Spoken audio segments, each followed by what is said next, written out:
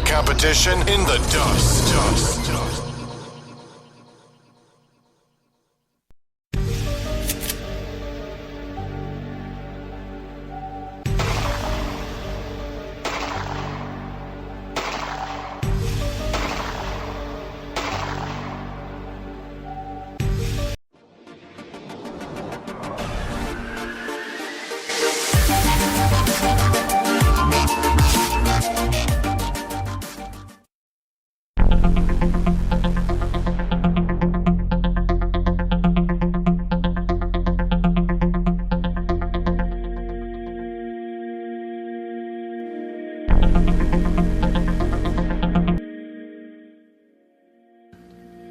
The more humanity strays from its origin, the more we deny our bond with nature, the farther from perfection we become.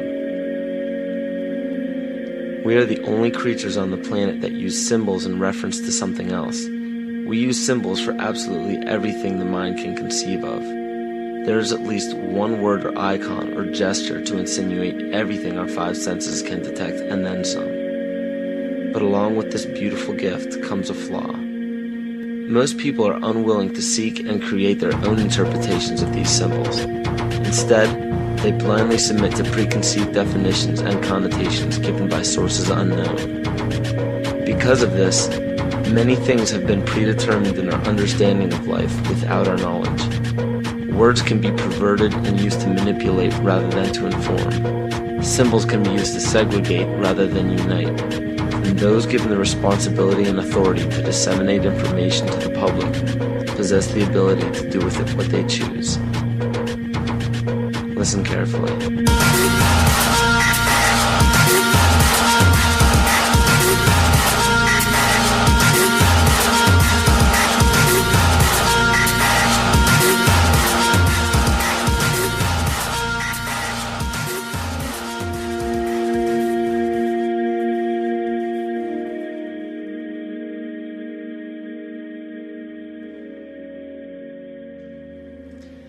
Every 26,000 years, our solar system passes through the 12 zodiac signs. Ancient civilizations such as the Hopi, Egyptians, Cherokee, Apache, and the Mayans were aware of this great cycle and developed calendars according to it. This cycle stems from many different occurrences in nature, such as the sun's orbit around Alcyone, the central star of Pleiades, as well as the 260-day cycle of human gestation. This cycle is broken down into 5 sub-cycles of 5,125 years each, which were thought to have their own age. The Aztec calendar or Mesoamerican sunstone depicted each cycle being destroyed by one of the 5 elements. The cycle we are currently in is the age of the 5th sun, 3113 BC to 2012 AD. More precisely, this great cycle ends December 21st, 2012. Mayan cultures and civilizations were aware of this end date, and Nostradamus even prophesied about it. For Earth, which we are currently in now, is also known as the movement, shift, evolution, and consciousness. Living Maya timekeepers proclaim that the Earth has been through fire, earth, air, and water. The final element is ether, or center. The Hopi believe that the 4th world of destruction closes and the 5th world of peace begins on December 21st, 2012. The Great Cycle is broken down into what the Mayans believe to be 13 Bactans. Earth began its 13th Bactan in 1618, which was known as the Triumph of Materialism, as well as the Time of Great Forgetting, in the prediction that humanity will lose the awareness of their true bond with nature by means of external possessions. This is where ego and domination became the predominant ambition of the civilized world. Not surprisingly, this time frame was precisely when the worldwide coordination of Pope Gregory XIII forced the 12-month calendar as well as the first mechanical clock onto indigenous peoples. This is what's known as the error in time. Before the inception of the 2 instruments by the Roman Catholic Church, each year was divided into 13 moon cycles with 28 days each. But the most detrimental part of these 2 instruments is the insinuation that time was something external, something inorganic and outside the body that we must watch and obey. The 7th century Mayan prophet Pakal Vatan left a powerful message for future generations of evolution. If humanity wishes to save itself from biospheric destruction, it must return to living in natural time. He also foretold of our accelerated technological society and of the damage of our collective divergence from natural law in exchange for material values. Astrology and the studies of the heavens are as old as civilization. Throughout the past several thousand years, new religions have all but replaced the pagan religions of prior years. Man has been so thoroughly fascinated with these objects in the sky that they formed constellations from them and applied stories to them. In Greek mythology, these were personified as the gods. We notice in the structures that still stand to this day that the most ancient of civilizations put forth more wealth, power, time, and effort into the locations of the stars than any other practice. This is commonly written off as simple curiosity. But the truth is becoming clear by the day as we close in on the 0 year of December 21st, 2012. It is a common misconception that the pagan religion is rarely practiced today. In fact, paganism in its evolution is the most widely practiced form of religion. You may ask yourself how this is possible. The answer is hidden in nearly all of our current popular religions.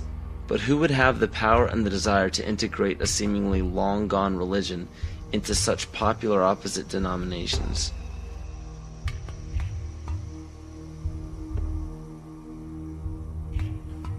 Dr. Adam Weishaupt was born on February 6, 1748, in Ingolstadt, in a city in Bayern, or Bavaria, Germany. This interesting character was the son of a rabbi and converted to Catholicism after his father's death. After studying French philosophers such as Voltaire, he supposedly learned the teachings of Satanism in the French royal court. World-famous central banker Mayer Amschel Rothschild of the Rothschild dynasty chose Weishaupt to create the Coven of Golden Dawn, which to this day is Rothschild's private coven. Amschel Rothschild, for those who are unaware, instigated the American Revolution, America's supposed liberation from Britain. Rothschild instructed Weishaupt to create the Ancient Illuminated Seers of Bavaria. This is better known as the Order of the Illuminati. The name in Luciferian teachings means the bearer of the light, the illuminated, or the enlightened one. The Areopagite, or tribunal, was the inner circle of the Supreme Order, and were the only ones privy to secret meetings. In Nesta Webster's book, The World Revolution, she states, "The art of Illuminism lay in enlisting dupes as well as adepts, and by encouraging dreams of honest visionaries, or the schemes of fanatics, by flattering the vanity of ambitious egotists, by working on unbalanced brains, or by playing such passions as greed and power to make men of totally divergent aims serve the secret purpose of the sect. People with money were welcomed but kept oblivious to actual secrets. The purpose is to win power and riches, to undermine secular or religious government, and obtain the masters of the world." The goal of the order was and still is to one day deliver the human race from all religion. Progression through the political and religious hierarchy was obtained by blackmail in the form of bribing people in power with sex from local prostitutes. In the 16th and 17th century, high-ranking officials in political or religious organizations were liable to be sentenced to death for such acts. In 1780, Baron Franz Friedrich Knigge was recruited. He was the most instrumental person in the marriage of the Masons and the Illuminati. This allowed the Illuminati to expand rapidly with the use of Masonic lodges. On August 29, 1781, Congress of Wilhelmsbad declared the alliance official. Those in attendance were put under oath, never to reveal what took place in that meeting. Comte de Virieu, a Mason from Martinez de Lodge at Lyons, was questioned about the meeting upon his arrival home. He stated, "I can only tell you that all this is much more serious than you think. The conspiracy which is being woven is so well thought out that it will be, so to speak, impossible for the monarchy and the church to escape it." He later denounced the Illuminati. Sir John Dee. John Dee was a servant to Queen Elizabeth Tudor of the Tudor dynasty. John Dee was the head of the British Secret Service, the MI5. He was also known for the practice of black magic and his affiliation with the occult. If this is your first time hearing about the occult, or are unaware of its dominance in the world to this day, pay close attention. Pagan symbols, gods, rituals, and doctrines are the basis for most every religion practiced throughout the world. The Christian or Catholic symbols of the cross derive from the solstice and the equinox division lines on a zodiac calendar. The word heaven is in reference to what pagan religions referred to as the heavens, or galactic bodies. And the crossing of the age of Pisces into Aquarius is actually in reference to constellations, which interestingly enough occur at the exact same time as the great cycle prophesied by the Maya, as well as many other cultures. As said before, pantheistic rituals are prevalent in all monotheistic religions today. Circumcision is a pagan ritual, marking males in a ceremonial fashion. Weddings are pagan by nature in the wearing of a ring, which symbolizes the ring of Saturn. Funerals follow the same pagan-derived ritual when a sacred geometrical tomb is placed over a grave to embody and immortalize the spirit. Baptism is a ritual to submerge a child in holy water to symbolize the renewal of life, just as rain replenishes the earth. The Holy Grail filled with wine is a representation of the blood that comes from the birth canal during menstruation, not the blood of Christ. This ritual was taken over by the patriarchal society. Males could not give life as women do, so to symbolize a male giving life was to draw blood, which could only be done by injury. In ancient Egypt, the goddess Isis was the personification of wisdom.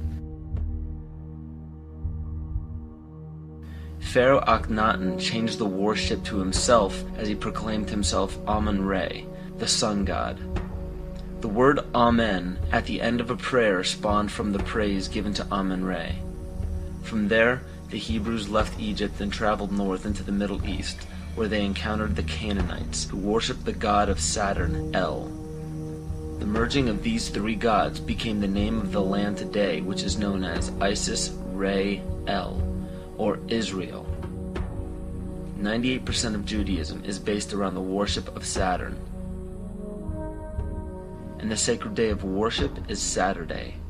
The worship practice on Sunday is originated from the Egyptians who worshipped the sun god. Most people simply pass these things off and never question their origins, but this just scratches the surface of the pagan influence over the present day. It is not just found in religions, it is found right here in our own backyard.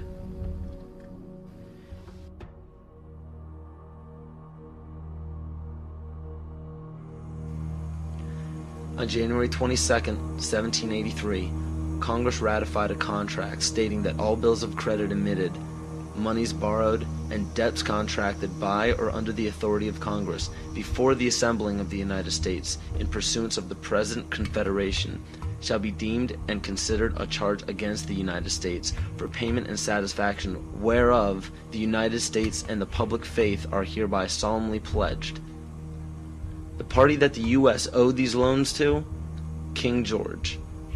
I hope this paints a picture for you of how Great Britain funded both sides of the Revolution. To this day, Great Britain collects taxes from the United States via the IRS. The IRS isn't even an agency of the United States government. If you don't believe me, look up IRS Publication 6209. The FCC, CIA, FBI, and NASA were never part of the United States government. The U.S. government only holds shares of the stock in various agencies. Social Security numbers are also issued by the UN through the IMF. The Civil War, which lasted from 1861 to 1865, was also instigated by Amschel Rothschild to divide the United States and force it into debt with a central bank.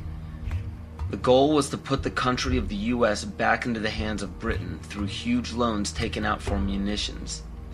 To do this, it was crucial to put a controversial issue in limbo such as slavery. Knowing full well that the Declaration of Independence would create an uproar among southern states that depended heavily upon slave labor, it was signed in Philadelphia, Pennsylvania by 35 people, 33 of whom were Freemasons. John Brown was a Mason and a Rosicrucian who was brought to power by William Lloyd Garrison and Senator Charles Sumner, both descendants of the Illuminati bloodline. With the help of the New York Times, John Brown was built up to be a hero in the anti-slavery movement. Ulysses S. Grant, former president, was born Hiram S. Grant. This name was given to him by his father, Master Mason Jesse Root Grant.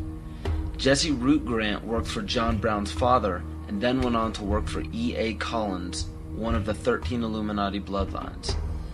Ulysses S. Grant was brought to power rapidly with help from Collins. From April 1861 to May 1864, Grant went from the rank of private to commander-in-chief of the entire Union Army. Once Grant was appointed president, his cabinet consisted of 8 Freemasons, including Alphonso Taft, which was William Taft's father, who was also an ancestor of Bill Clinton. Jonas Mills Bundy was one of the 13 Illuminati bloodlines, who was also the presidential advisor to Grant as well as the next 2 presidents. And cabinet member Columbus Delano was Franklin Delano Roosevelt's grandfather. In November 21, 1933, President Franklin Roosevelt wrote, "The real truth of the matter is, as you and I know, that a financial element in the large centers has owned the government ever since the days of Andrew Jackson." Abraham Lincoln's father was A.A. Springs, who was part of the Rothschild dynasty. Lincoln's half-brother worked for Louis Pasteur in the Merovingian dynasty, which was the 13th Illuminati bloodline. Pasteur also owned Jekyll Island, which was where the Federal Reserve Bank was created. In the mid-1800s, Abraham Lincoln and the Whigs were trying desperately to keep Andrew Jackson from establishing a gold standard called the Independent Treasury System.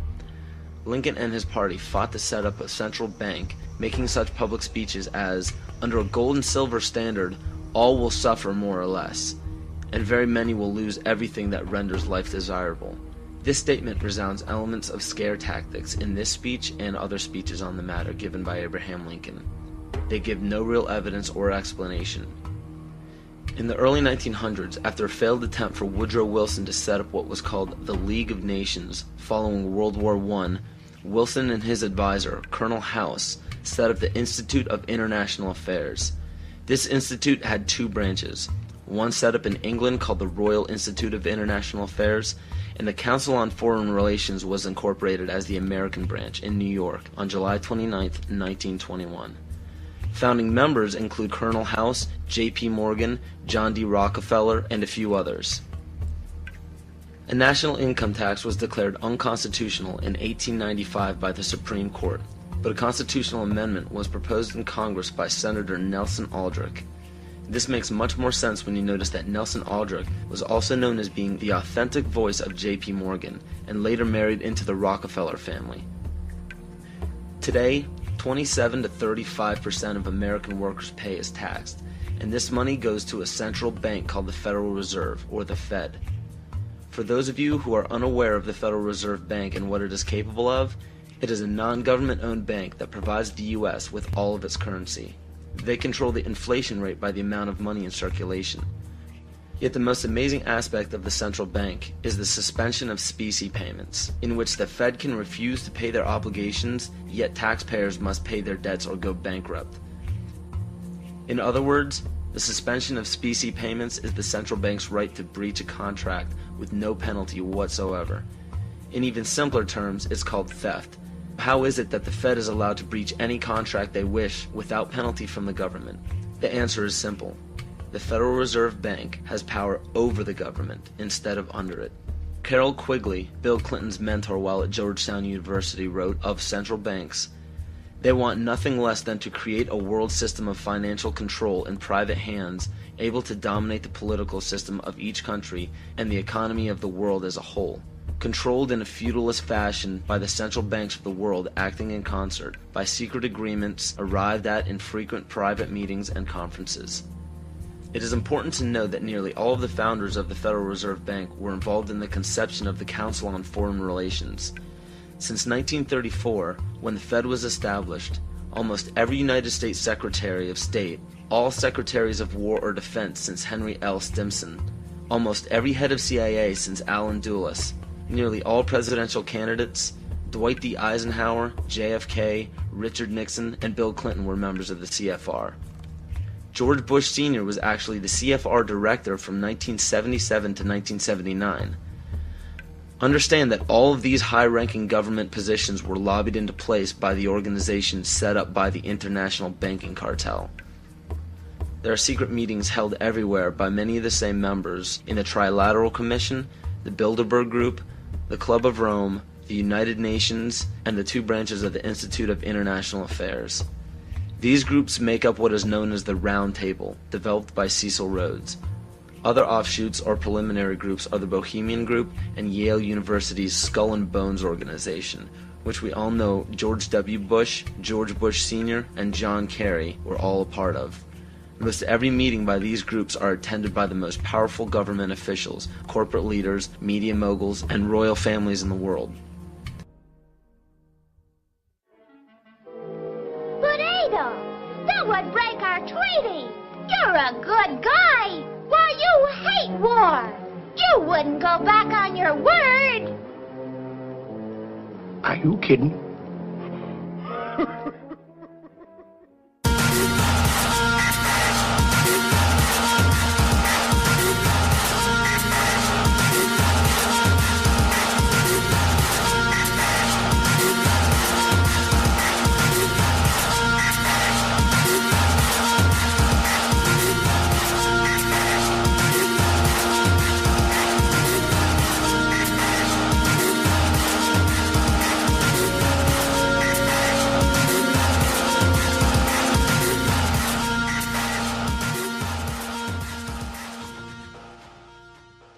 George W. Bush is a direct descendant of Godfrey de Bouillon. The Bouillons were servants of Pope Gregory VII and led the European noblemen into the crusade in order to recapture Jerusalem from the Islamic faith. He became the first king of Jerusalem and Duke of Lower Lorraine, which was known as a major region for the bloodline linked to the Illuminati. Bush is closely related to every European monarch. He is the 13th cousin of Queen Elizabeth and Prince Charles. He also has kinship with every member of the British royal family, the House of Windsor. The House of Windsor is known for abandoning their German names after World War I due to criticism of the people. A lesser-known fact about the House of Windsor, however, is the heavy funding contribution to bring Adolf Hitler to power in the rise of World War II. The swastika is actually a symbol of the sun, referencing to the sun order of the occult. The word Nazi is actually Nazi, one of the Anunnaki children of Mother Goddess Ninharsag in the Sumerian texts. And even the word Holocaust is actually Yiddish for burn, sacrifice, offering. Heinrich Himmler was the commander of the SS and one of the most powerful men in Nazi Germany. Himmler was a seventh-ray occultist and was very influenced by the book Astara by George Luns, who was an Austrian mystic. This occult book mapped out the plan for a cleansing of ethnicities and bringing about one race, and to revive the ancient tradition of the Knights Templar of the Middle Ages. The Knights Templar were a group largely killed off by the French monarchy. The remaining Templar created many Masonic orders and secret societies throughout Europe, from which the Illuminati is believed to have originated. It's important to note as well that the Bush family's ancestor, Godfrey de Bouillon, was a Holy Templar himself. To this day, every single United States president, with no exception, has a direct bloodline relation to British monarchs. And on December 20th, 1993, George Herbert Walker Bush was knighted by the Queen of England as a Knight Grand Cross of the Most Honorable Order of the Bath for his leadership in the Gulf War. Does it strike you as odd that our president, our leader, kneeled before the Queen of England in a ceremony that symbolizes allegiance? So what does this all mean? It simply means that throughout every major civilization, political power has remained in a select few bloodlines, and it is desperately held in the same manner today. It is openly admitted to the public that major leaders worldwide are part of secret fraternal orders or secret meetings. But what is not disclosed to the public is the purpose of these meetings. So let me spell this out for you. The major leaders from around the world are part of a united effort to remain in power forever. To do so, the people are lured into the trap of perpetual debt, making it impossible to be repaid by the people. So in turn, all property and assets will be repossessed by the debtor. For those of you who are unaware what it means when a government owns everything of yours, it's called socialism. All of this is part of an ultimate goal of the mystery religions. The mystery religion is the paganism we've been talking about all along. But the pagan religions known to the public today are nowhere near as involved as the mystery religion. It is much less confusing than you think. Try to imagine this practice as less of a religion and more of an ambition. The ambition is to reach enlightenment. There is no superhuman intelligence or fantasy involved in this. The gifts of God are very simple. Omnipresence. The power of one being or consciousness to be everywhere at once. Omniscience. The power of knowing everything that can be known. And omnipotence. To have unlimited power.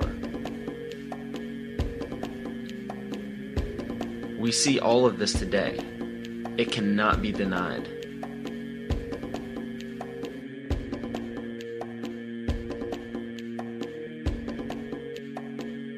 If you still don't believe that the mystery religion is present today, just look around you.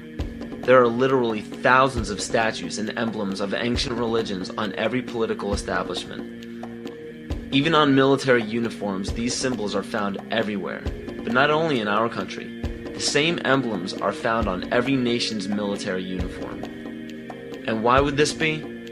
Because a life taken at a chosen time, place, and a specific manner, it becomes a sacrifice. And to further illustrate this point, on March 20th, 2003, President Bush launched a bombing of Baghdad at 5:50 Baghdad time. This lasted into March 21st.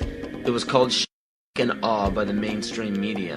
But according to the mystery religion, this date is known as the Eve of Ostara, more commonly known as the spring or vernal equinox. Occultists worship the goddess of the earth, Gaia, on this day. The Druids knew this date as the spring fertility rite, the day of feast. The war was promptly ended on May 1st, 2003. This date is known in the Druidic calendar as Beltane, or Walpurgis Night. It was named after Saint Walpurga, who was the pagan goddess of fertility. From March 20th to May 1st, the pagan ritual is to give blood to the earth and renew life to the goddess of fertility. What better time frame to declare a bloody war on the days of a ritual sacrifice and end it exactly when the pagan ritual ends? The parallels are uncanny. These are all facts written in many different sources around the world and are available to anyone to discover. Connecting the dots is up to you, but make your own decisions instead of settling for conclusions that others have put in place before you.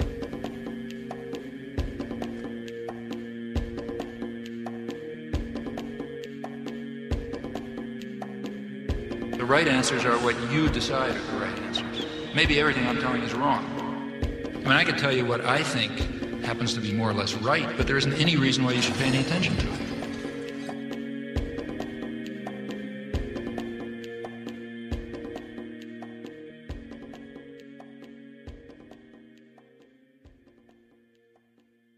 Now you know why they're out to destroy you. Today there is so much confusion about what Christianity is, because everything I thought that was Christianity, I found out wasn't. If this continues, there will be an overthrow of all things. Yea, this change and overthrow is deliberately planned. There is nothing going on today in the United States of America by accident. Nothing. There is nothing going on in the Catholic Church today that's happening by accident. They were acting on an ancient hope that is meant to be fulfilled. If you understand esoteric writing, what you do is you try to confuse so that common people like you will not understand what's said. So you take an idea and you put it at the beginning and the end of the sentence, and then you intersperse all sorts of things in the middle to confuse common people like you. And it all goes back to these ancient times and tapping into the mystery religions. The occult is in total working control of America today, and that is why we're at war in the Middle East. What is it all about? It is part of the continuing world revolution. It is part of the move to bring about World War III and ultimately then the one world order and the new world religion. This information is backed up by scholars, teachers, philosophers, doctors, and professionals in every respective field, all around the world. The reasons why the majority of people don't know about this is because over 80% of the population gets their world news strictly from the mainstream media. And if you trace every major media station's chain of command to the top, you will find the same people who own the corporations that lobby every high-ranking political official into place. It's a media of belief, a media of belief. The whole media is controlled by a few corporations thanks to deregulation by the FCC. You mean Disney, Fox, Westinghouse, and good old GE? They own networks from CBS to CNBC. They can use them to say whatever they please and put down the opinions of anyone who disagrees. Or stuff about PCBs. What are PCBs? They come from electric power plants built by Westinghouse and GE. They can give you lots of cancer that can hurt your body. But the big shots don't care. They're all sitting pretty thanks to corporate welfare. What's that now? They get billions in subsidies from the government. It's supposed to create jobs, but that's not how it's spent. They use tax and soft money to support congressmen who will vote for weapons programs again and again and let them dump toxic waste where the young ones play. INGE made the bullets that shot JFK. You contribute to this chain every time you buy a product sponsored on this show. That's what NBC doesn't want you to know. So the next time, please stand by, please stand by. If these technical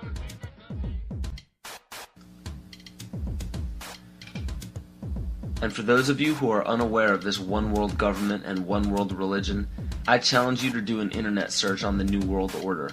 You will be overwhelmed by the amount of people trying to get the word out to the masses. This exemplifies the findings that 87% of the population formulates their belief structure according to other people's ideas. Only 13% formulate their beliefs on logic and evaluation. And sadly, the two greatest factors that lead to the ignorance of the public are as follows. You support the mission from here? How brave you are! Real careful as you march towards that Capitol building. Be real careful, or who you think is in there waiting to help you. Be real careful.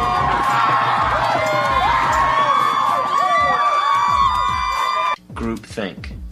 We're well on our way to a one-world government. Unless we, the people, say no, this will not be tolerated. It is a term to describe a group unwilling to look beyond the overall consensus of the herd. Many times it is out of a lack of drive or ambition to ask original questions to arrive at genuine answers. But more importantly and dangerously, it is also an occurrence that spawns from the fear of looking foolish in front of peers. Move to another country. We don't want you here. Both religion and politics are forms of groupthink. Words such as patriotism and faith are both fancy words that ultimately mean blind submission. Supposedly, it is considered heresy or unpatriotic to question the words of your leader. So the fear of upsetting the superior higher power has forced the herd to practice groupthink regardless of what it leads to. And one of the greatest examples of groupthink is the stigma given to conspiracy theories. The phrase conspiracy theory gives a distinct impression to the average person. The JFK assassination, Area 51, Roswell, government cover-ups, strange disappearances.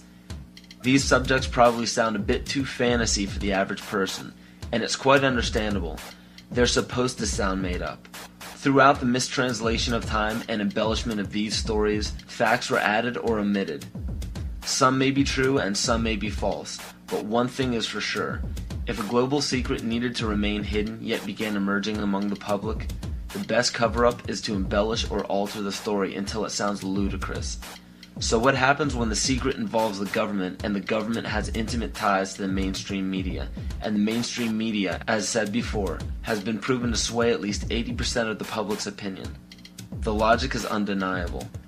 Media in every form is put in place to make people feel stupid for even keeping an open mind towards conspiracy theories. Movies, books, fairy tales, and folklore are all tools to make the average person feel insane for supporting or believing in a conspiracy. And why shouldn't they? Our leaders have no problems telling us not to investigate or believe in these theories. Let us never tolerate outrageous conspiracy theories concerning the attacks of September the 11th. Malicious lies that attempt to shift the blame away from the terrorists themselves. The most basic of pagan practices is the control of human population to have a perfect balance between man and nature. The goal is to bring the population down to 500 million, which is over a 90% reduction in humanity. Now that we have abandoned everything we've been trained to think prior to this moment, we can start looking at the world for what it is, instead of what people tell us it is. Open your eyes today as if you've never seen the world before, and you will begin to notice that the goal of population reduction is everywhere around us.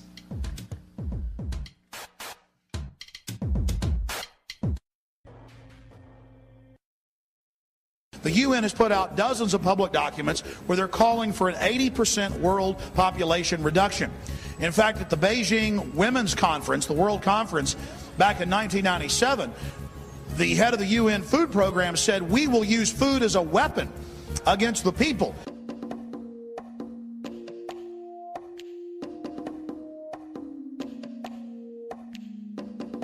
"66% of the United States residents' public water is fluoridated. It is known to have tremendous effects on bone cancer, joint problems, bone weakness, lowered estrogen and testosterone levels, and dental fluorosis, which is yellowing of the teeth and pitting in the enamel. Wouldn't it make more sense to enhance public water with vitamins which are meant to be ingested to promote overall health, rather than putting such a toxic chemical in our water with a bogus explanation that it will improve our dental health? We now know that fluoride causes more dental problems than it solves. Something doesn't seem right about this. Do you honestly believe that these companies care deeply enough for the people to spend large amounts of their own money to fluoridate public water when the people already purchase their own toothpaste? But there's a difference between toothpaste and drinking water. We don't ingest toothpaste. If you go to any hardware store and look at any rat poison product, you will only find one ingredient: sodium fluoride. It is the most toxic ionic molecule outside of potassium dichromate. Now Dannon, along with other companies, have begun fluoridating bottled water. It is becoming increasingly difficult to get away from. And the fact that fluoride is also used in many prescription antidepressants shows that it eliminates aggression and motivation in people. Fluoride, to my knowledge as a physician, has absolutely no biological benefit whatsoever. But one of the significant things is that the Russians carried out all sorts of experiments on the people living in the Gulag. One of them, of course, was to fluoridate the water. Why? You fluoridate the water, why people are not as aggressive as they ordinarily would be. In fact, what is the active ingredient in Prozac that is so widely distributed in America today? Why, it's a fluoride compound. And now we are finding that public water nationwide is showing up with arsenic, lead, cadmium, and thermonium, which is a radioactive form of lead. Cancer, lowered sex drive, birth defects, sedation, and brain defects. Does this not sound like a wonder drug for anyone aiming to control a population? It's quite astonishing, Paul, the degree to which environmentalists have not been educated about fluoride. You know, people have an unconscious trust in their doctor or their dentist, and if you can persuade doctors and dentists that fluoride is safe and good, then you're able to reach the rest of the nation. People believe their doctors and dentists, and that was a way of promoting fluoride for Bernays. Fluoride was killing their cattle, destroying their crops. Fluoride given to rats had produced bone cancer and liver cancer, and that those results had been doctored to make it look as though fluoride hadn't caused as much cancer. The pattern that we saw, it typically is what we see with other neurotoxic agents that are well known to cause a hypoactivity or a memory problem or an IQ problem. When I first presented the results of these studies, one of the individuals sitting and listening to the results, he says, "Do you have any idea what you're saying?" And he says, "You're telling us that we're reducing the IQ of children." And basically I said, yes.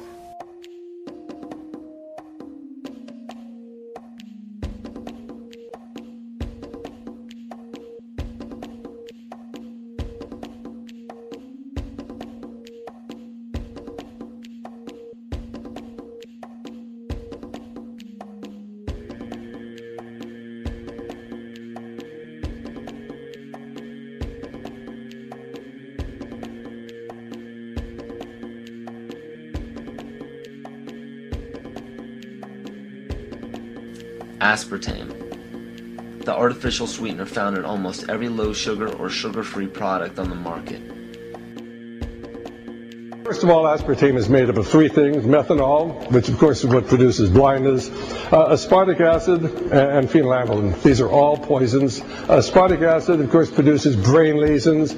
This was known back in the early 1970s. Methanol produces blindness. Phenylalanine is what you see in the brain, and in high dosage it produces trauma.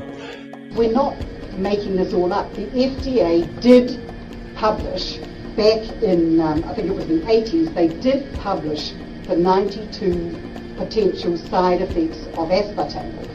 And they do, these side effects are quite, are extremely serious. Things like dizziness, problems with balance, abdominal pain and cramps, changes in vision, seizures and convulsions, etc., etc. So the nervous system seems to be one of the areas that's most affected. So we see people have difficulty thinking. They feel like they're walking around in a cloud or a fog. Yet despite all of these harmful effects, Donald Rumsfeld pushed it out into the stores in over 5,000 products when he was CEO of Searly, the company that manufactured aspartame.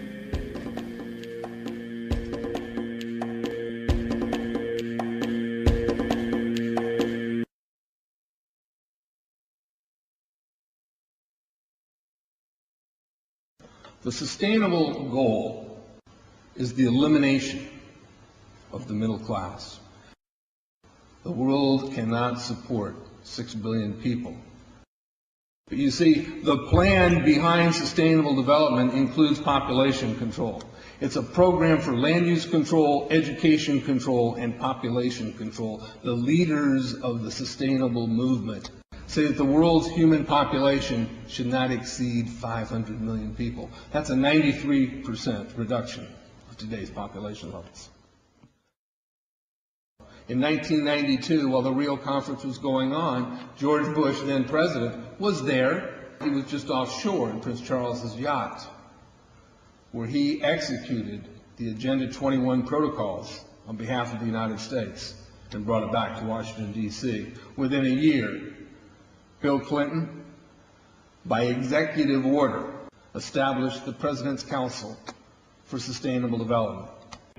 In 1996, Bill Clinton set up the President's Council on Sustainable Development. One of the dictates of Agenda 21 is that every country in the world is to set up a national council to oversee the implementation of Agenda 21. I've listened to Gorbachev explain, we are writing a new set of 10 or 15 commandments to replace the original 10. Which one of the 10 do you think these guys don't like? Thou shalt not lie, thou shalt not steal, thou shalt not covet. Because I'll tell you what, these people have lied to us. They're in the process of stealing all of this nation's natural resources, and they covet everything you have left.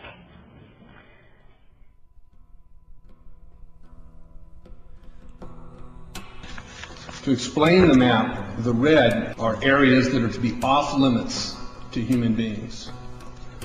If you live there, you won't.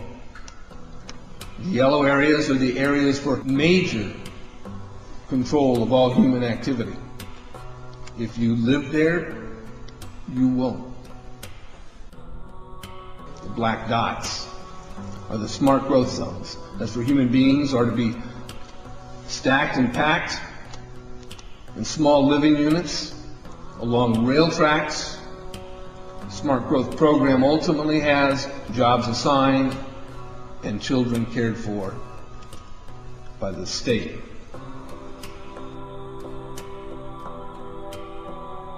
And in conjunction with Codex Alimentarius, food will be limited and water consumption will be decreased to 10 gallons per day per person. That is over a 90% reduction in people's average daily water consumption. And along with shortages of food and water, the food we will be provided with will be genetically manipulated and nutrient deficient. Genetic manipulation of food causes complications in metabolizing and utilizing food for energy. In June of 2003, scientists reported that the gene sequence of the inserted genes into crops had actually changed their order. They had re-scrambled. So the genetic inserts are not stable. Another laboratory confirmed this and found that it had changed in the same varieties in different ways that they had tested. So not only is it unstable and changing, it's not even uniform in the way it's changing. This is incredibly dangerous. Nutrient deficiencies due to Codex's planned vitamin and mineral ban will cause billions of preventable diseases. Both of these will ultimately lead to billions of deaths. The question is then, how do they do it? How in the world are they getting this agenda from the international level down to the local level? Well, they've got a plan for that too. Now, on the environmental side, there's probably a number of different plans, but from the environmental side, you have an organization called the IUCN, the International Union for the Conservation of Nature. Been in existence since the United Nations was created. It's not part of the United Nations Charter. It's a scientific advisor to the United Nations. But through the IUCN, such programs as ecosystem management, American Heritage Rivers, the Clean Water Initiative, the Endangered Species Act, and all the rules and regulations of the EPA, U.S. Fish and Wildlife Service, the U.S. Forest Service, the U.S. Park Service, and so forth. They also discuss property rights in this particular document. They say that property rights are not absolute, they're not unchanging, they're not inalienable like our Constitution and the Declaration of Independence of the states. Rather, they are a complex, dynamic, and shifting relationship between two or more parties over space or time. In a biocentric approach, says the IUCN, the rights of nature are defended first and foremost on the grounds of the intrinsic value of animals, plants, rivers, mountains, and ecosystems, rather than simply on the basis of the utilitarian value or benefit to human beings. In other words, nature comes first. Nature's needs comes before man's needs. In a religious context, it's called pantheism, the belief that nature is God. It goes on to say, even worse, people are then members of a community of beings, like human beings, living and non-living. So a rock is now elevated up to the status of a human being, and they are both equal in the eyes of this belief system. It's not hard to imagine that if you believe that humans are the cause of all the Earth's problems, that we're overpopulated. They give two solutions, and only two, to this problem. The first is that it's estimated that an agricultural world in which most human beings are peasants should be able to support 5 to 7 billion people. Well, folks, we have 6 billion people right now. That means all of us in this room, or nearly all of us in this room, are going to have to become agrarian peasants if we use this solution. In contrast, they go on to say a reasonable estimate for an industrialized world society at the present North American material standard of living would be 1 billion people. So if we wanted to maintain our current standard of living, we would have to reduce the Earth's human population by somewhere around 70%. In 1970, just 3 years after the publication of the Iron Mountain Report, which calls for, if we're going to create a world government, we can no longer use war as a mechanism to cause fear amongst populations and therefore allow us to control the behavior of populations through fear. And they settled on, in 1967, in their publication called the Iron Mountain Report, the environmental holocaust. In 1970, 3 years after that publication, Foreign Relations began to publish a series of articles describing the ecological holocaust that was facing the world. And in this particular issue, the first issue done by George Kennan to prevent a world disaster, where it sums up in 3 points that the eco-crisis is a global threat so great that it endangers all of life on Earth.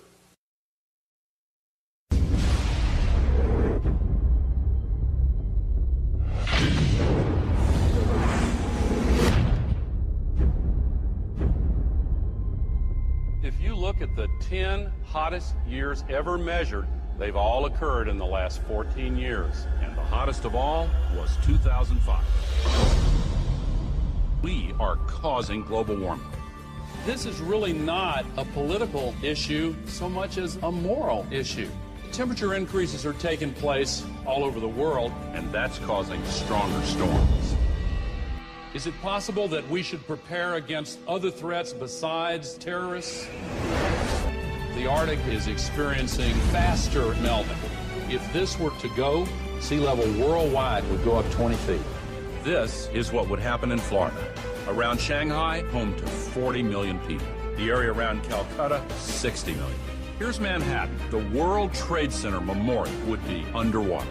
Think of the impact of a couple 100,000 refugees, and then imagine 100 million. Those who deny global warming are just flat out wrong. Ellen Goodman from the Boston Globe wrote, "Let's just say that global warming deniers are now on par with Holocaust deniers." Scientists silenced for questioning the threat of global warming. I know that I've had several friends who have essentially been told that if you speak out on climate change, you must do so as an independent citizen. If you do so through our organization or through our institution, you will essentially be fired. Once you realize how many holes there are in the consensus solution, you may begin to open up your mind to the other side of the global warming debate as a whole. The only consensus I'm aware of is that it's warm in the last century. They completely ignore the fact that there's this thing called the Oregon Petition that was signed by 19,000 professionals and scientists who don't agree with the idea that we are causing climate change. I can't tell you how many calls I've received from parents saying their kids are now being shown an inconvenient truth completely unchallenged, not just in science class, but in art and math classes. I have to speak out and say that the science we have is still incomplete. And the science we're being told by the IPCC is really incorrect science. Global warming, paradoxically, causes not only more flooding, but also more drought. Big hurricanes, tornadoes, fearsome diseases, polio, tuberculosis, West Nile virus, avian flu, SARS, polar bears that have actually drowned, mosquitoes, caterpillars, communism, it's slavery, global warming, global warming, global warming. Aurelia Pecci, who actually created the Club of Rome and is the inner circle of the global elitists in 1991, stated that while searching for a new enemy to unite us, we came up with the idea that pollution, the threat of global warming, and the like would fit the bill. All of these dangers are caused by human intervention. The real enemy then is humanity itself. To put this to you bluntly, global warming is a complete fallacy. Al Gore received the Grammy and the Nobel Peace Prize for a film that is filled with holes and mistruths. Ice cores taken 2,000 meters below the surface have enabled us to look at the last 160,000 years. We believe that in Greenland, the medieval warm period was about 1.5 degrees warmer on average than today. And they also show consistently warmer temperatures thousands of years ago before man-made greenhouse gases existed. Approach our time, we can see that in the period between 4,000 years ago and back to the period 2,000 years ago, which is actually the Roman age, the temperatures have been decreasing in Greenland by 2.5 degrees. Al Gore is made out to be a revolutionary figure attempting to save the planet, which is quite true. He just doesn't mention the fact that saving the Earth doesn't involve you. According to his agenda, it will result in massive land repossession and extreme limitations on food and water and fossil fuels for the public. And please note that Al Gore is a sustainable developer. The global warming lie is very popular today because it receives major media coverage and has an attractively titled goal of saving the planet. But how does this tie in with Agenda 21? The result of the 1992 Earth Summit Conference in Rio de Janeiro was the Kyoto Treaty. The Kyoto Treaty states that every country must drastically reduce the use of fossil fuels by mandate of the United Nations. Concentrations of greenhouse gases in the atmosphere are at their highest levels in more than 200,000 years. If the trend does not change, scientists expect the seas to rise 2 feet or more over the next century. Island chains such as the Maldives will disappear from the map unless we reverse the predictions. Thank you very much. And as of June 2007, 172 nations and other government entities have ratified the treaty. And if you were wondering how this ties into putting the Earth's priority above human survival in accordance with pagan beliefs, every country's deadline for the implementation of Agenda 21 and the Kyoto Treaty is in 2012.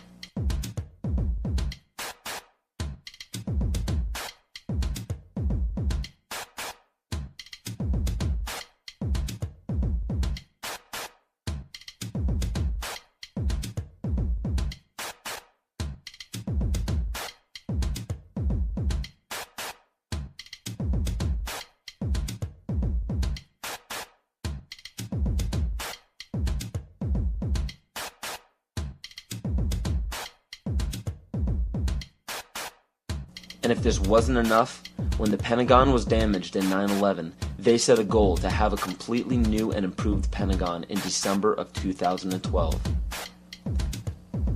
So Codex Alimentarius goes into effect at the end of 2009, which gives it 3 years for the Codex regulations on food to create billions of preventable diseases and deaths. When citizens of every nation are dying of starvation and diseases and fear for their lives because of global warming and major catastrophes, they will do what the public has been proven to do in times of great peril. They will beg for their government to step in and do something. How are they going to get you to join the new economy? They're going to say, we have a solution. You see, one of the tricks of the Illuminati is they create a problem and then they provide the solution when you beg them to. And pray tell, what will the United Nations suggest when there's a global problem?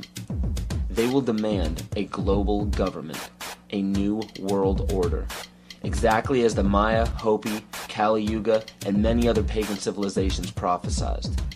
By 2012, the Kyoto Treaty, Agenda 21, Codex Alimentarius, and the new Pentagon will be fully operational to enforce a new world order.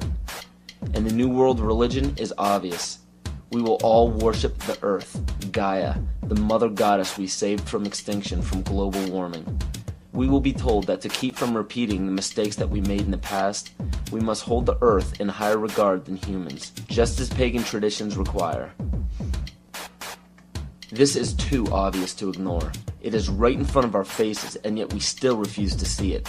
I guarantee you that by 2012 there will be a World War III, but it will not be between nations. It will be us and them. They know this. Why do you think the UN is consistently trying to disarm the public and the nations? They don't want us to be capable of fighting back. The proof of this is in the film released by the UN called Armed to the Teeth, where it demonizes gun ownership. It is also shown in the Freedom from War policy put in place by JFK in 1961.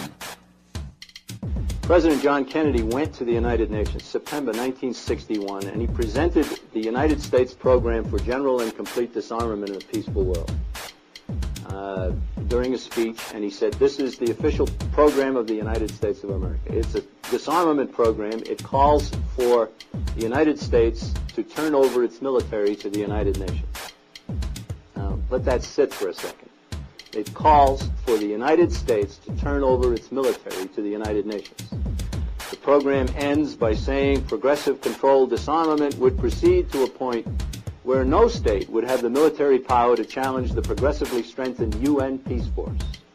The UN would have all military power. This policy outlines some pretty scary scenarios when you understand what it reads. It calls for the disbanding of all national armed forces and the prohibition of their reestablishment in any form whatsoever other than those required to preserve internal order and for contributions to a United Nations peace force. This clearly shows that the UN is calling for all military power to be under their control. Inspection and verification must establish both that nations carry out scheduled limitation or reductions and that they do not retain armed forces and armaments in excess of those permitted at any stage of the disarmament process. Strategic delivery vehicles will be reduced. Arms and armed forces will be reduced. And all the while, UN peacekeeping powers would be strengthened. A UN Peace Observation Group would be available to investigate any situation which might constitute a threat to or a breach of the peace. Establishing of a permanent international peace force within the United Nations, and depending on the findings of an experts commission, a halt in the production of chemical, bacteriological, and radiological weapons, and a reduction of the existing stocks or their conversion to peaceful uses. Peaceful uses of biological, chemical, and radiological weapons? Do you see how they are perverting the word peace and making this policy sound unilaterally good? There is no other way to read this publication. It clearly states that all nations will hand over their military forces to a global United Nations military.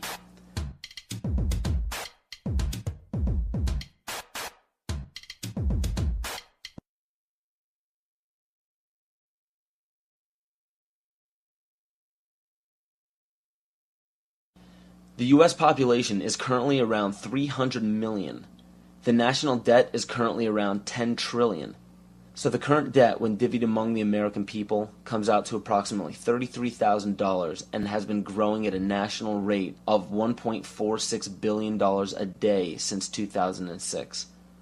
Now with electronic banking, wire transfers, and credit cards, people have less physical custody of their money.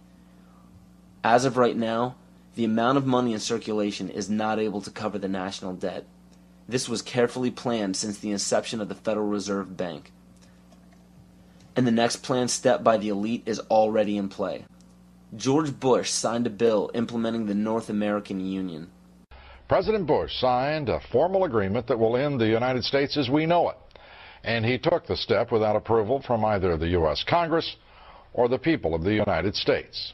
I think one thing people who are dollar-based need to focus on is the Amero. That's the one thing that nobody's talking about, but I think it's going to have a big impact on everybody's life in Canada, the U.S., and Mexico. The Amero is the proposed new currency for the North American community, which is being developed right now between Canada, the U.S., and Mexico to make a borderless community, much like the EU, and the dollar, Canadian dollar, U.S. dollar, and the Mexican peso replaced by the Amero.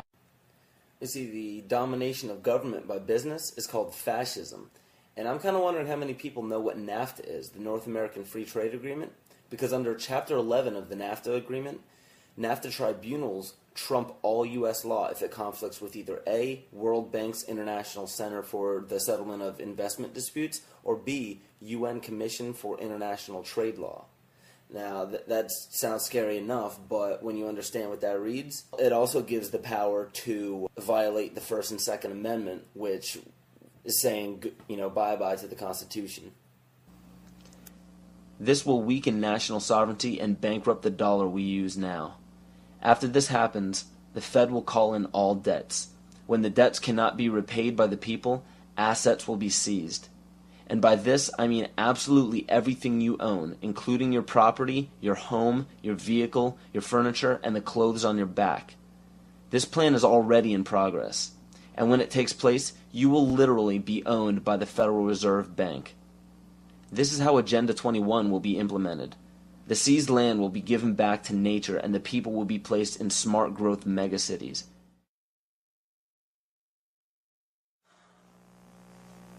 So what are we to do? There is an overabundance of information out there for anyone to see pertaining to why this situation seems so hopeless and out of our control. But in all honesty, there is even more information out there about how to protect ourselves. The only problem we face is that most people don't know how to apply this information to their own lives, and rarely anybody takes the time to spell it out for us. There are many great teachers out there. Teachers who have dedicated their lives to protecting the people who need protecting the most. The teacher has the most difficult role in our society because nobody likes attaining true knowledge. True knowledge encompasses all aspects of existence, good and bad. Most others do not. Hearing true knowledge upsets people because it implies that we were wrong at one point in our lives. And another character flaw is our desire to apply absolute truths to unstable foundations in our life. When we do so, we build a structure that we hope will define us best when we're reaching the end of our life on earth. So everything we think we are, everything we tell others we are, everything we base our life-changing decisions off of, is all depending on a foundation that could crumble at any moment. And because we've been told our entire lives that there are certain guidelines and mores we must follow to be a decent human being, we deny everything that may pose a threat to our unstable foundation. This is why we despise true teachers. We lump these teachers into the same category as terrorists, and the method for spotting these teachers and terrorists are just as flimsy and ridiculous as the methods used to spot witches. William Cooper, a loving father and husband, friend of many, simply a teacher trying to better humanity and protect fellow citizens across the globe. They became a mystery to the others, and the priesthood was born. No king ever existed without the permission of the priesthood. The kings never had the power and don't to this day. Kings exist at the whim of the real power, which is the priesthood standing behind the throne. It is a method of encoding information through a system of mathematics and numbers.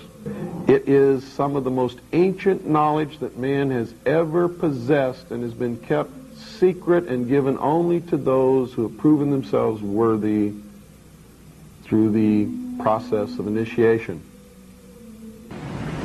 There's a method to their madness. There's really not much method to yours, because you're operating from a place of ignorance, and until you change that, you're going to be bumbling around, bumping into each other, saying and doing the wrong things, not understanding the nature of your enemy. And if you don't understand the nature of your enemy and the weapons they use, you cannot fight that enemy. You can't fight the battle. You shouldn't even be on the battlefield. Supposedly, a CNN reporter found Osama bin Laden, took a television camera crew with him, went into Osama bin Laden's hideout, interviewed him and his top leadership, and he came out and told everybody, within 3 weeks, Osama bin Laden is going to attack the United States and Israel. Now, don't you think that's kind of strange, folks? You see, because the largest intelligence apparatus in the world, with the biggest budget in the history of the world, has been looking for Osama bin Laden for years and years and years, and can't find him. Some doofus jerk-off reporter with a camera crew bosses right into his hideout and interviews him. And I'm telling you, be prepared for a major attack. But it won't be Osama bin Laden. It will be those behind the New World Order. I wonder what Osama bin Laden's targets are supposed to be. And if they don't, if this doesn't materialize in the next 2 or 3 weeks, it will eventually materialize, because they haven't succeeded in getting the guns out of the hands of the American people, nor have they succeeded in taking our freedoms away. And so I can tell you with a certainty, they must do something terrible in order to stop this backlash and regain the sympathy of the mass herds of sheeple out there. This is how it feels to be alive.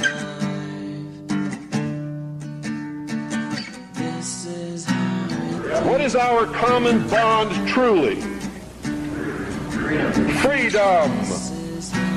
Freedom. Without freedom, you can't be a Christian no matter what denomination you belong to. You can't be a Buddhist. You can't own a donut shop. You can't drive from here to Oregon. You can't be an American, because that's what it's all about, and it's the only thing that it's all about. Nothing else. Nothing else. You don't really understand sometimes what a terrible burden it is to know some of the things that I know and try to wake people up and impart this knowledge to them and find out that they just have walls built in front of them. They want to be slaves. That's why my broadcast scares the hell out of socialists. You see, what happens when you broadcast the truth is you piss everybody off.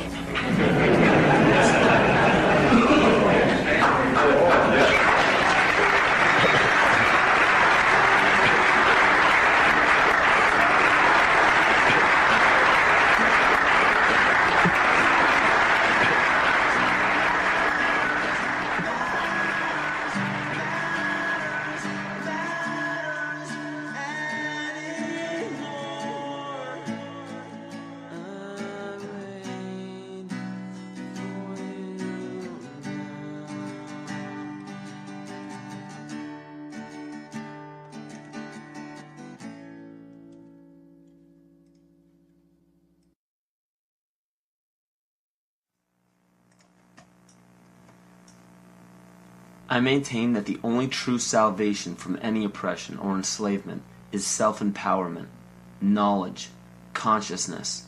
This is true rebellion. Don't get caught up in the 87% of people who follow the leader.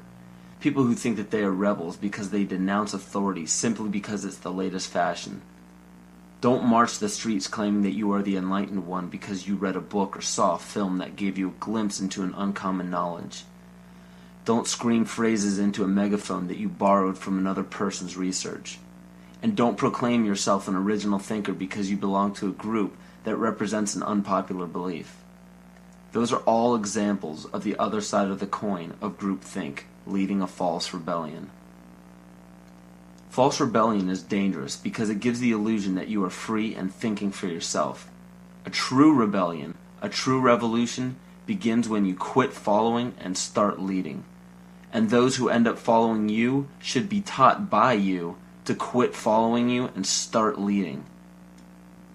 And the only way to lead successfully is by fully understanding your rights as a human being on this planet. We have very powerful tools on our side called the Bill of Rights and the Constitution. These documents state that no government can deprive us of our natural rights. So how is it happening?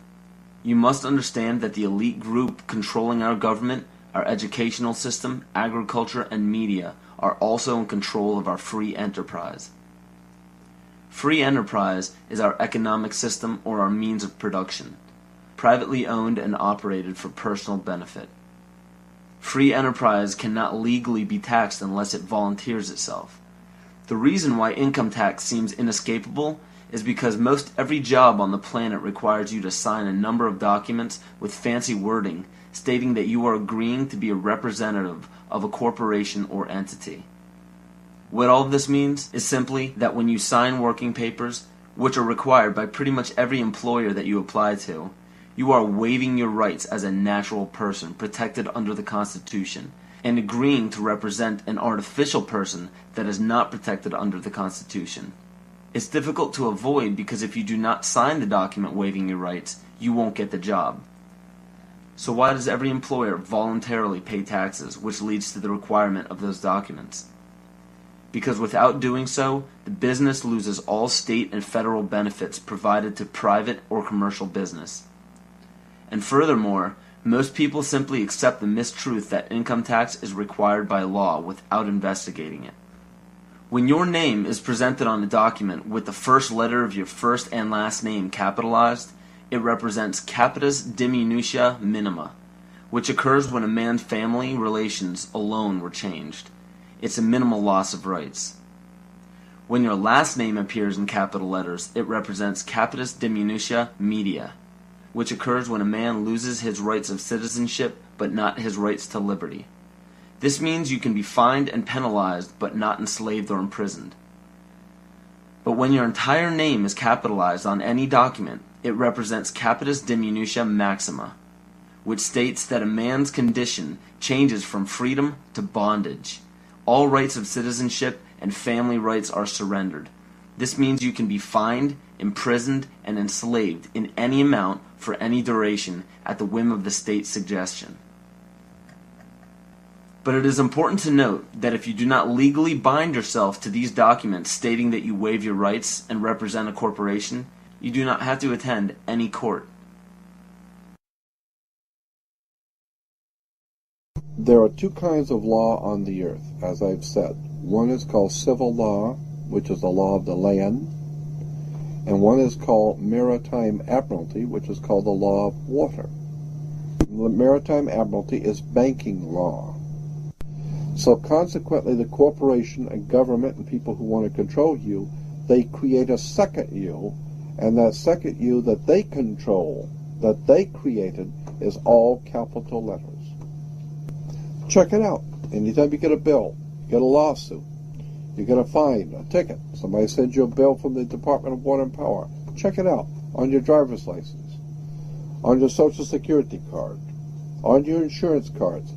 Anything having to do with business, your name will always be in all capital letters, because only all capital letters can be dealt with by banks and government.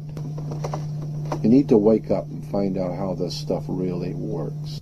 Because once you understand that you don't need to submit yourself as an American to a British commercial venture called courts. You're an American. You don't need to go to court. There's nobody. You only go to court because you agreed to go to court. When they send you a subpoena to court or a summons to court, and they've sent you something, you look at it and say, hey, Jack, that's not me. That's in all capital letters. All capital letters is a corporation. Those who are charged under these maritime admiralty courts usually don't understand that they are voluntarily being fined and imprisoned. When a judge calls your name and asks if you are that name, those who say yes are verbally agreeing to represent the artificial person that the name represents. In doing so, you are voluntarily waiving your rights under the Constitution. Your absolute rights as natural persons are the right to life, security, and property. And all of these are very important. Remember that you can never be deprived of these simple rights unless you are willingly waiving them. But you need to understand your rights if you want to be protected under them. When sustainable development is knocking down your door for the right to your property, you need to understand your inherent right to your property, which extends from the visible surface to the center of the earth. But please note that these steps are simply the beginning. They merely treat the symptoms instead of attacking the root. To understand fully how to protect yourself, you need to understand your origin.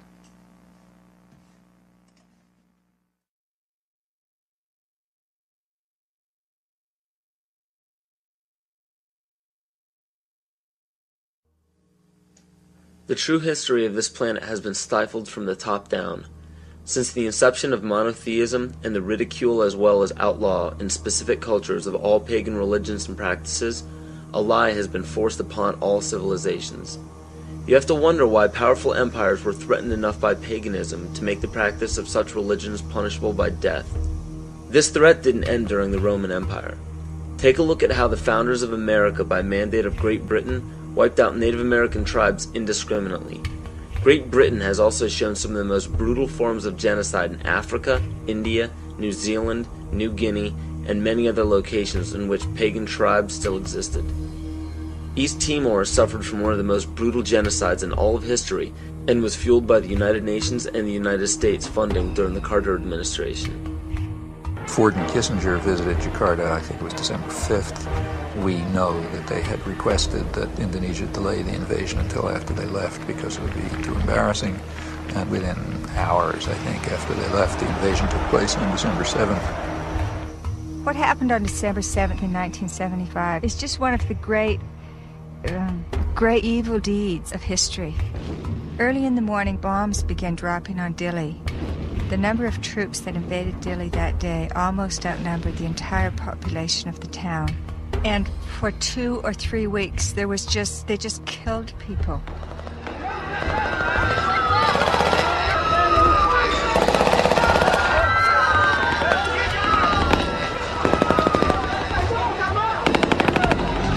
So the Timorese were fleeing into the jungles by the thousands. By late 1977-78, Indonesia set up receiving centers for those Timorese who came out of the jungle waving white flags. Those the Indonesians thought were more educated or who were suspected of belonging to Frelimo or other opposition parties were immediately killed. They took women aside and flew them off to Dili in helicopters for use by the Indonesian soldiers. They killed children and babies. But in those days, their main strategy and their main weapon was starvation. By 1978, it was approaching really genocidal levels. The church and other sources estimated about 200,000 people killed. The U.S. backed it all the way. The U.S. provided 90% of the arms. Right after the invasion, arms shipments were stepped up. When the Indonesians actually began to run out of arms in 1978, the Carter administration moved in and increased arms sales. And other Western countries did the same. Canada, England, Holland, and everybody who could make a buck was in there trying to make sure they could kill more Timorese. The last thing that the ones in power want is a sovereign group or tribe setting a positive example for others. It is important to note that followers of monotheistic religions are not to blame, just as not all members of Freemasonry, intelligence agencies, fraternal orders, or political organizations are part of the esoteric agenda that is being carried out in all upper echelons of society. And it's difficult for people to comprehend, but paganism is no more dangerous than understanding surgical procedures. The knowledge can be very useful when applied properly, yet it can also have very detrimental effects if misused or abused. Understand that most all of these problems are not by mistake, but by design. Most people do not understand how colors, shapes, catchwords and phrases, and biological timings are all used as talismans to affect humanity on an emotional and spiritual level. Colors are used hypnotically in every news channel and corporate advertisement. Fast food chains typically use vibrant reds, yellows, and whites in their restaurants to cause the customers to feel hurried and restless. This helps the customers filter in and out quicker to make for more customers. Fine dining restaurants, on the other hand, use very earthy, natural colors such as soft greens, blues, and browns to calm the senses and to make for a more lengthy and peaceful meal. And the same goes for the music that is played at these establishments. Specific musical notations and progressions can give relaxing or exciting stimuli to the body without our knowledge. The music industry goes even further and uses natural rhythms of the heart to map out the tempo of pop songs. This is why 72 beats per minute is used very frequently in pop music. Music is not a product of culture. In 1986, the National Academy of Science found that infants prefer consonant sounds such as perfect fifths rather than dissonant ones. This is just a small example of our natural ability to understand sound. So be very careful when placing a child in front of a TV or near a stereo.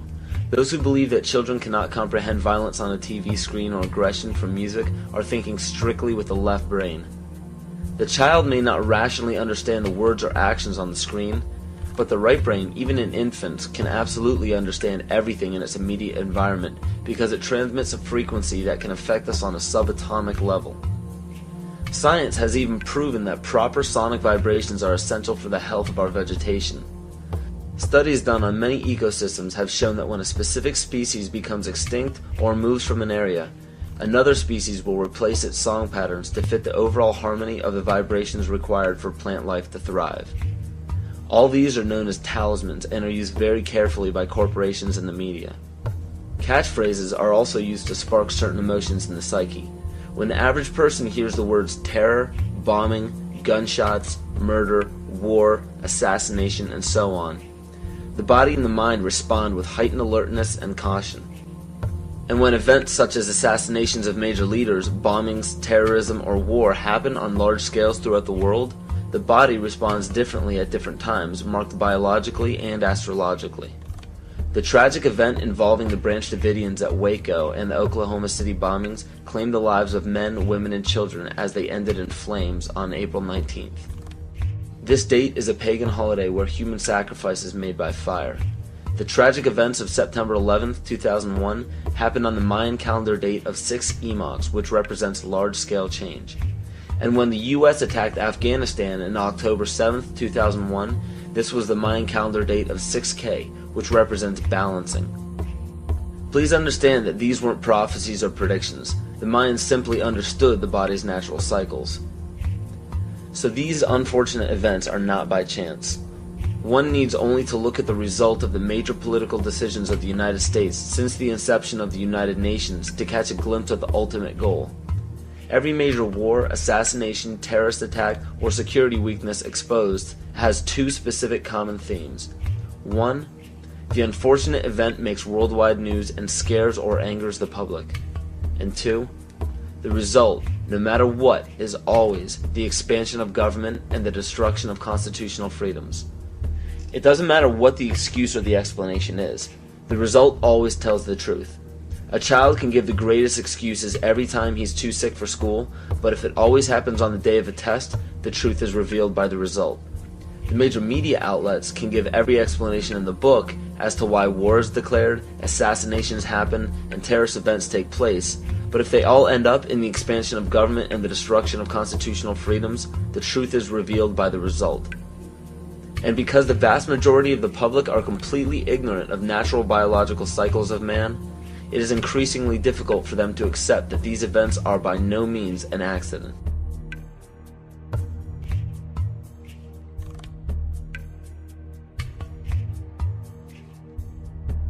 In my rolling on the floor and trying to protect myself from the heat and being in the pitch black, not able to see, that the voices of those behind me screaming kind of got through to me.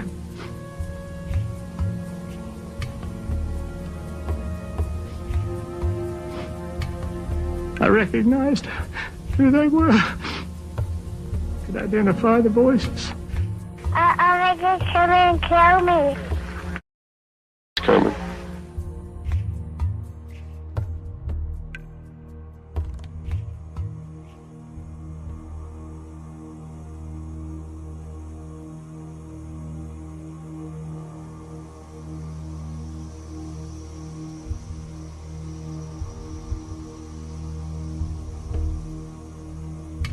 First bomb that was in the federal building did go off. It did the damage that you see right there.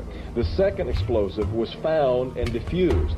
The third explosive that was found, and they are working on right now as we speak, I understand, both the second and third explosives, if you can imagine this, were larger than the first. First bomb that was in the federal building did go off. It did the damage that you see right there. First bomb that was in the federal building did go off. It did the damage that you see right there. Still another problem, according to these groups, is the executive branch making a grab for much more police power, some of it highly questionable in the aftermath of the Oklahoma City bombing. It shouldn't be the case that Americans have to worry that their phone could be tapped. It shouldn't be the case that Americans have to worry that their credit records could be made accessible by the FBI without them being involved in any criminal activity. The first draft of the House anti-terrorism bill was so loose it could let authorities define as an act of terrorism, prosecutable by the federal government, everything from threatening your spouse with a gun to blocking an abortion clinic. While the anti-terrorism bills ask for sweeping new powers, the ACLU and others also worry about numerous executive orders that the public knows little about. These orders could give the president, federal agencies, and the military near dictatorial powers.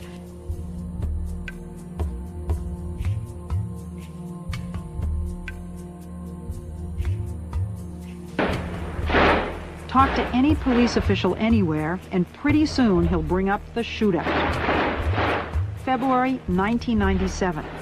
Two bank robbers in full body armor and firing AK-47s did battle with police on the streets of North Hollywood, California. It was every officer's worst nightmare come true. Cops outgunned by the bad guys. The one weapon that we've identified could go through a bulletproof vest at 200 yards. After the LA shootout, requests for surplus machine guns increased dramatically. The Los Angeles Police Department alone got 600 M16s from surplus.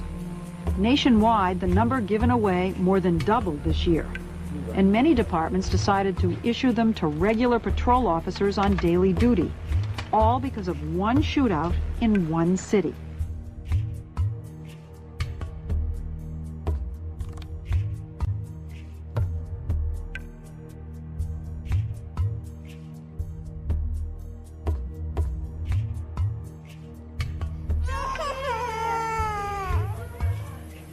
Until now, the diagnosis is not settled for this child. He complained from prolonged fever and this wasted.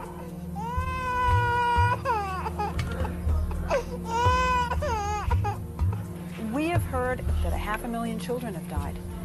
I mean, that's more children than died in Hiroshima. And you know, is the price worth it? I think this is a very hard choice, but we think the price is worth it. Worth it because she believes the sanctions are working. In November 1997, former U.S. Attorney General Ramsey Clark headed a delegation of the International Action Center on his 7th trip to Iraq to investigate the continued effects of the United Nations sanctions on the population. We were shocked by what we saw, an almost total absence of medicines, medical supplies, and spare parts for the equipment. Despite the heroic efforts of medical personnel, babies, children, and the chronically ill continued to die in vast numbers. The United States government claims that Saddam Hussein is to blame for the crisis. What is the real cause of the suffering? The sanctions. They are an extension of the 1991 United States war against Iraq.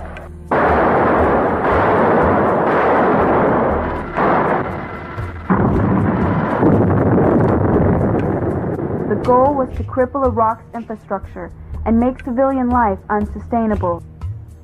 We demonstrated the capacity of technology to cripple a country without ever setting foot on it in the Persian Gulf. It's important to recognize that because it goes hand in hand with the sanctions. When we merely say that we flew 110,000 aerial sorties in 42 days, one every 30 seconds on the average, 24 hours a day, we ignore what we really did. Officials said the death toll was now 288, with many more to come.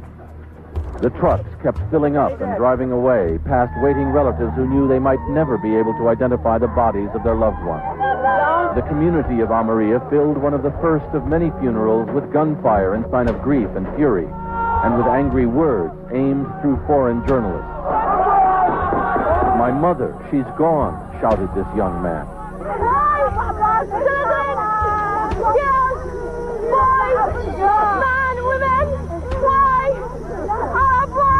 This woman asked, "Could not all your modern technology tell you that there were children and women here?" Bill Blakemore, ABC News, in the Almeria district of Baghdad. The United States government says that in this factory here you are making chemical weapons. Is that true? No, that's not true. They are lying. Because this is milk for children. It's powder, milk of children. Nothing else was made, only this in the factory? Yes, and you can see it yourself. With the only factory in the Middle East to produce powdered milk, they were producing about 17% of their powdered milk requirements. We destroyed that, cut off all the milk. The malnutrition of the mothers immediately jeopardized all of the infants. 70% of the pregnant women, even today in Iraq, suffer anemia. The death rate for children has soared compared to 1989, the last year before sanctions. One of the biggest causes of death in Iraqi children today is diarrhea and dysentery due to the untreated drinking water. Iraq's water purification plants were heavily bombed in the war, and many that were repaired have broken down. The United Nations bans the import of spare parts and chlorine into Iraq to purify water. We saw the effects of this policy in the hospitals. This is the second attack form of acute bloody diarrhea, anemic dysentery. Most of them are due to contamination of water. He is malnourished, anemic, underweight with a developmental delay. Diarrhea and vomiting. Do you have tap water there? No. You see, the conditions of these children shouldn't happen anywhere, and it's caused by the sanctions the United States government insists upon.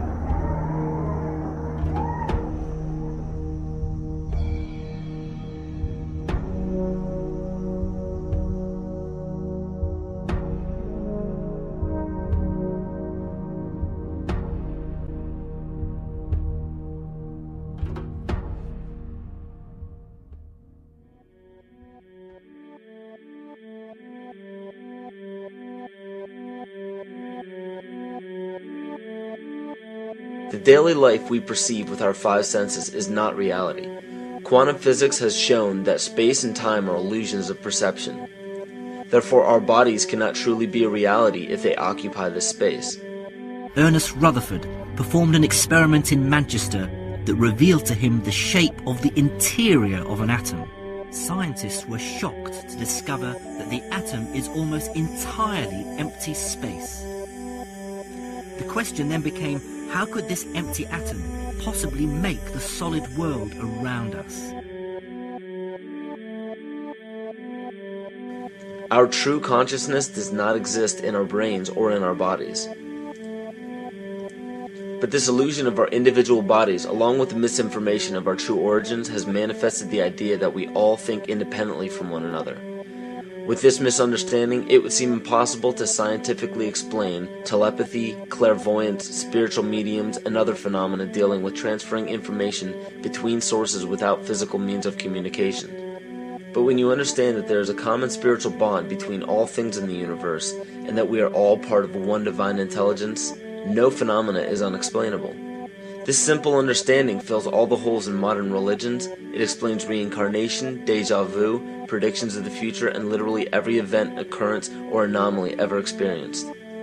The blank matter within the most basic building blocks of perceivable existence is malleable and molded by intent. This means that consciousness shapes our reality. This seems difficult to accept for most, and it is quite understandable. In modern times, we are taught from an early age how to think rationally and tangibly. This is a very left-brain method of education, and it has more harmful effects than is given credit for. The left brain deals with logic, details, facts, patterns, practicality, science, and math, as the right brain deals with feeling, intuition, symbols, images, risk-taking, philosophy, and religion. With a deliberate push for government-controlled educational curriculums, generation after generation of the youth are being taught to focus only on the facts, figures, and numbers. Repetition is used to train children subconsciously to accept what they're learning. Children aren't rewarded for questioning the validity of the information they receive. They are ridiculed. However, the children who blindly accept the information as true and merely regurgitate the information on command when it is time to take a test, those children go on to become the decision makers in our government, law, medicine, business, and every other occupation with power and prestige. The most detrimental effect of being pushed away from holistic thinking with the full brain into a strictly left brain thought is what is known as the suppression of the feminine. Every male and female have both feminine and masculine qualities. It has nothing to do with man or woman. These are represented by the left and right brain, yin and yang, black and white, light and dark, and most every other duality. Both are vital to our spiritual and physical health. In ancient Egypt, the female was the rightful heir to the throne. The male she chose to marry became pharaoh. This depicted the goddess tradition that has been destroyed to make way for a patriarchal, male-dominated society we see enforced in every major denomination. In suppressing the feminine of every society and pushing the people to strictly left-brain thinking, the natural ability for humanity to feel earthly, cosmic, and personal energy became lost. Traditions that were passed on through shamans, witch doctors, magicians, psychics, and seers of all kind became outlawed and ridiculed and given a stigma of something out of a Hollywood movie. Every religion explains that we are children of God and have godliness inside of us. If you erase the anthropomorphized God and understand that God is nothing more than the spiritual web that connects all things, all religious scriptures begin to make much more sense. Our bodies are merely vessels to contain our spirit, to gather experience for the divine mind. This is how evolution is possible. It is scientifically proven that all species are evolving into more complex beings. Innate knowledge or racial memory within all species is the understanding of newborns of all kinds to automatically know specific details and traits that the mother does not have to teach them. Therefore, innate knowledge helps every species naturally evolve towards more complex organisms. Lyle Watson claims that it was a Japanese scientist who observed the 100th monkey effect in 1952. In this observation, he discovered that a certain portion or percentage of monkeys learned or developed a new trait. The knowledge became an innate ability in that species. This is further testimony to a collective consciousness among species.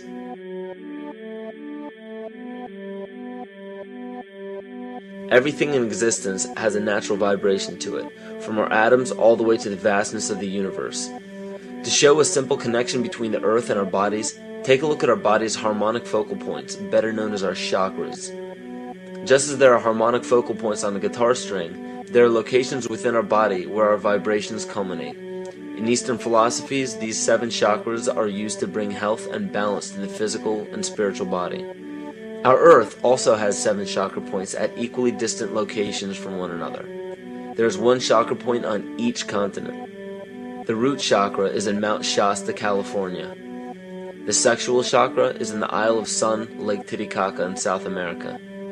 The solar plexus chakra is in Uluru Jutta in Australia. The heart chakra is in Glastonbury or Shaftesbury, England.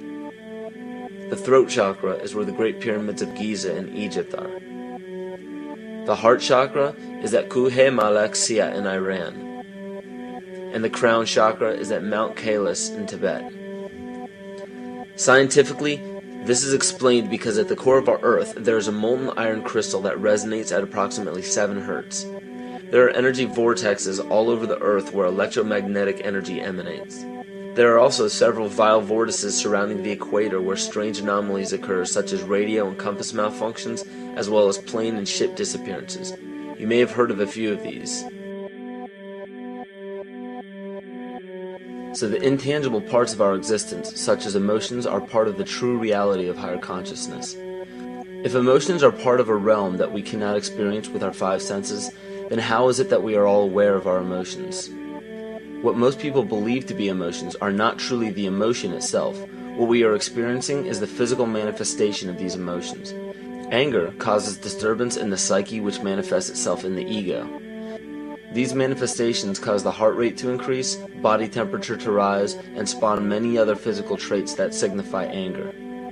Just as music from the radio is a physical manifestation of an intangible signal, our experience of emotion is the physical manifestation of an intangible signal as well.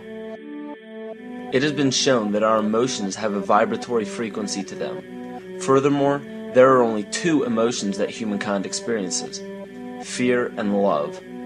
All other emotions branch either directly or indirectly from these 2 emotions. Fear has a long and slow frequency vibration to it, while love has a very rapid and high frequency. To show that vibration is the very foundation of existence, Hans Jenne developed what is known as cymatics in the 1940s to show that when vibrations of sound are passed through a form of media, there is a set pattern that will follow. When the frequency increases, the media develops into a more complex pattern. This is precisely what is happening to our Earth and to humanity. There are 64 possible codes of amino acids in our DNA structure made from 4 elements: carbon, oxygen, hydrogen, and nitrogen. By any means of logic, we should have all 64 codes activated within our DNA structure. Yet we presently only have 20 active codes. And of these 64 possibilities, it appears that only 20 of these codes are turned on right now for us, the 20 amino acids. There is a switch that turns off and turns on where those coding sites lie, and that the switch for that turning off and turning on is what we call emotion. And this is the first time that we've ever seen the patterns of emotion directly physically linked to human genetic material. Well, fear is a long, slow wave of emotion. So this wave of fear is a long, slow wave and touches relatively few sites on this DNA. So an individual living in fear is limited to the number of antennae that they have available to them, whereas an individual living in the pattern of love, this is love in DNA, you can see it's a higher frequency, shorter wavelength. We have many more potential sites for coding along that genetic pattern. This information, this is amazing. This is the first time we've ever had a hard digital link between emotion and genetics. This is important to understand because another researcher named Vladimir Popanov measured tiny particles of light called photons inside a vacuum tube. The photons were scattered as expected. A sample of DNA was then entered into the vacuum tube and they measured the photons again. They found that the particles of light aligned themselves along the axis of the DNA. Then, as they removed the DNA sample, the photons remained aligned to the same form of the DNA even though no DNA was present. This is what is known as the phantom DNA experiment. Science has now bridged a very important gap between physical and ethereal, or spiritual. Our emotions directly affect the structure of our DNA, which directly shapes the physical world we experience every day. So the messages left by the ancients that we've explained here were more than just prophecies about a one-world government or a new world order. We now understand why the study of the heavenly bodies were so important. The rotation and orbit of all that makes up our universe serves as a clock to map changes and transitions. This helped the ancients understand that the change of the heavenly bodies were a mirror to the changes of all existence. December 21st, 2012 is simply a natural transition from one form of energy to the next, the transcendental evolution of man. This date is what's known as 0 point. Our sun, as well as our planet Earth, is losing its magnetic field as the Earth is slowing in its rotation. All the while, its base resonant frequency, also known as the Schumann cavity resonance, is increasing in accordance with the predictable sequence of the Fibonacci theory. At a cellular level, our bodies respond to an electromagnetic pulse. The ancients called this the sacred circuit. The cells receive this pulse from the brain, which receives its pulse from the heart, which receives its pulse from the earth. This pulse comes from the solar system, which from there comes from the galaxy, which ultimately comes from our entire universe. We literally share a pulse with all of existence. Yet another example of everything being one. For as long as scientists have been recording the Earth's pulse, it has remained at approximately 7.8 cycles per second. This was a constant fixed number until 1986 into 1987. It rapidly began increasing to about 9 cycles per second in 1996. So in one decade, it increased by about 2 cycles per second. By 2012, this pulse will be right around 13 cycles per second, just as the Fibonacci theory indicates. What does this mean for humanity? Just as cymatics has shown that higher frequencies result in more complex patterns, we are now experiencing the beginning of a major shift in both physical and spiritual vibration. It's difficult to understand what exactly will happen to our physical bodies, but ancient scriptures, pagan and monotheistic religions, mystery schools, and secret fraternal orders have all given indications as to what this experience will be like.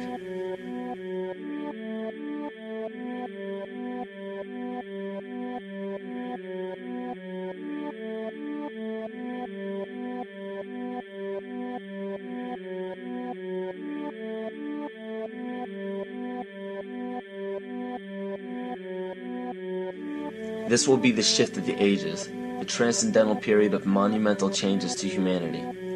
Those unprepared for this transition will likely not be able to cope with the rapid changes in the psyche.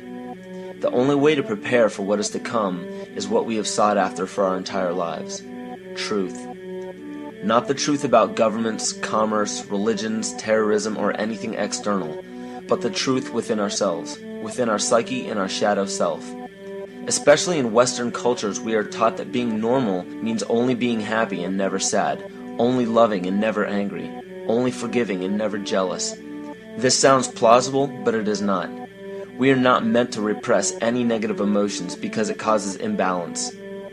To conquer our emotions, we must embrace them, not fight them. We must acknowledge them and allow them to serve their purpose as we learn from them. The ancient Essene culture left teachings dating back about 6,000 years.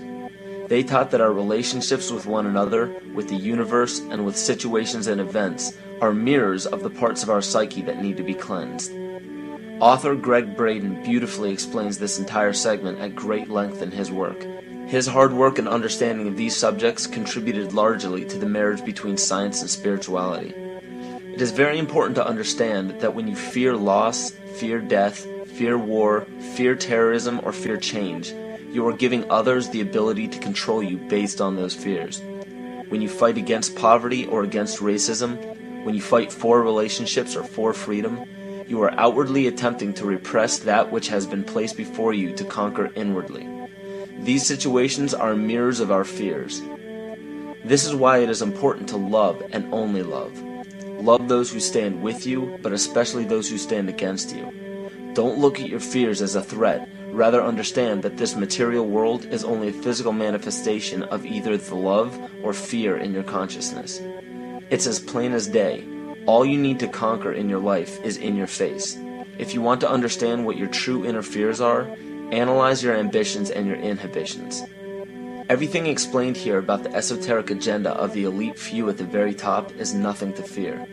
They have been at work for thousands of years behind the scenes to manipulate humanity, and it has worked. Until now. It's very easy for any system of thought, religious or otherwise, that comes along. It's very easy to play on that, to play on our insecurities, to assure us all is well, we'll all be taken care of. We lap that up. So don't blame religion. Blame our own insecurities, which has allowed religion to flourish, and which has allowed so many systems of thought that are disempowering to flourish throughout human history. That's why we can't get out of it. As you are watching this, understand that it is not a fight to be fought. It is not a war to be waged. No gun rights have to be exercised. Not a finger has to be lifted. Most people wonder how one person can make a difference. They ask that if all this is so simple and this information is available, why hasn't someone else conquered their fears and changed the world for everyone else? This is the most difficult and beautiful conundrum to our lives. Your reality affects you and only you. Your curiosity has led you to this genre of information to serve a very specific purpose in your life. To understand visually how the universe is truly a hologram, a math professor at Yale University developed a formula that is plugged into a computer program. Named after him, the Mandelbrot set shows a seemingly disorganized pattern. But no matter how far you zoom into the design, you will always find the same pattern within the whole pattern. Each fractal, broken down infinitely, will always reflect the whole. When one fractal changes its pattern, the sum total of the whole pattern changes along with it. This exemplifies that the whole world does not need to be awoken. There is no race to inform the 6 billion people on this planet of this message. It is only important that you, personally, learn to conquer your innermost fears and learn to love. When you see your fears for what they are and master your emotions, then, and only then, will you truly be free.